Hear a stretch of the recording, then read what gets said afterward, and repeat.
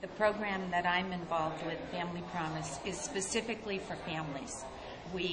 That's our mission, to help homeless children and the adults who accompany them. There were an outstanding is probably the wrong word, but a very high number of foreclosures in Nassau County.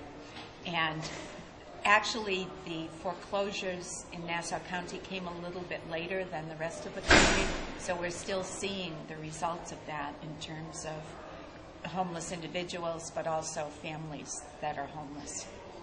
The need is going to continue, and, depending on how quickly we get out of the recession, probably increase.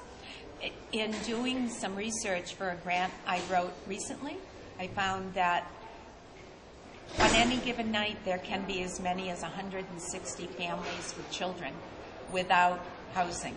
Families and individuals that are seeking shelter, we're definitely seeing a lot more people who are coming in who were laid off from employment that are coming into the shelters. And the most difficult part about it is that they've never experienced homelessness before. They've always been able to support themselves. So your capacities are full? Yes. And you still have demand? We still have a demand.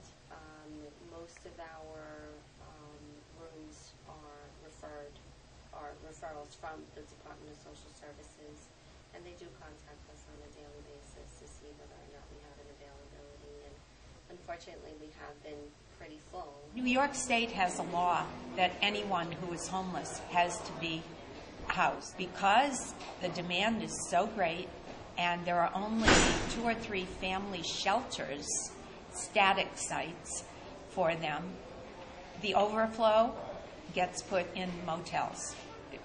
It's much harder for them to access services if that's where they end up. So we feel that Family Promise is needed, and we want to help, and that's why we're continuing to raise money, and because we know the need is there.